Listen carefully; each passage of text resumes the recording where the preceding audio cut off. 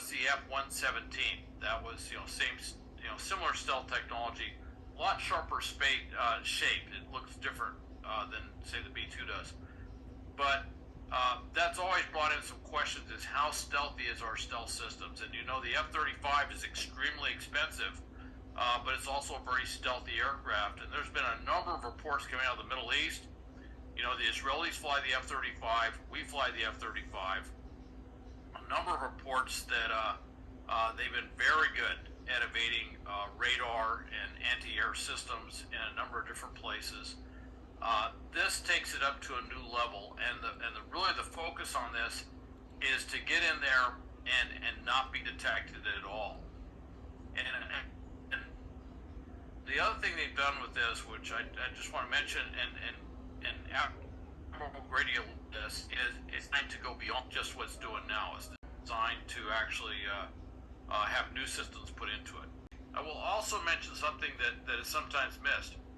Looking at that aircraft, that may be the largest drone in the world. Oh, wow. One of the things that's in there that they talk about, it can be flied manned and unmanned. So there is a capability to fly that without pilots, which I find rather interesting. As I mentioned, it's a platform that's been built to incorporate a lot of changes over the many years. If you looked at the opening ceremony, they had a B-52 flyover, they had a B-1B flyover, and then they had the B-2 flyover. And to give you an idea of how long these systems are out there, that B-52, those things started coming in the 1950s. Wow. I mean, you're looking at stuff that was developed right after World War II. Okay. So when they talk about this open architecture, there's a recognition with these high-end, high-dollar aircraft. We may be flying this. The pilots that fly today may end up seeing their children flying it in the future, and their grandchildren potentially sometime after that. Is they've made sure that this platform works. I no doubt there's a working prototype or two out there that they've done all the trials that they need to get to this point where they're doing the unveiling.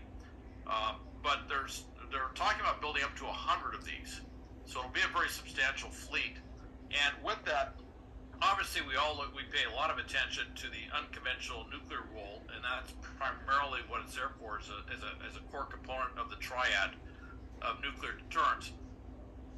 But I'm also looking at other roles that we've had over the years, where we have bombers and fighter bombers in Afghanistan, Iraq, and other locations around the world. I think of Syria some years back when they crossed the red line.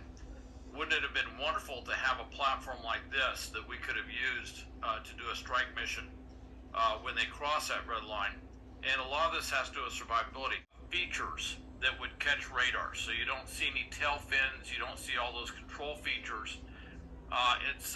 It really, most of what is amazing about this plane is what you can't see.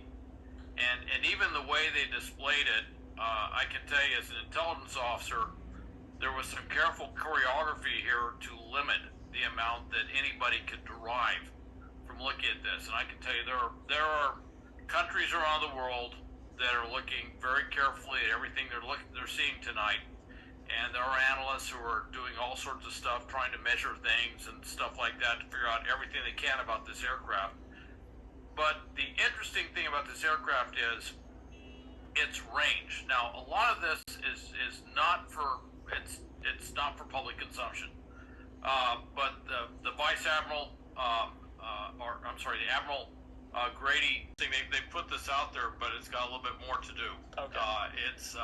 There's 6 that are in production, I guess, that are getting finished up, but they've got to go through a whole series of test and evaluation stuff. They'll be flying out of Palmdale. I have no doubt they'll be flying out of some other bases like test evaluation, but you don't see them on also like this. Very high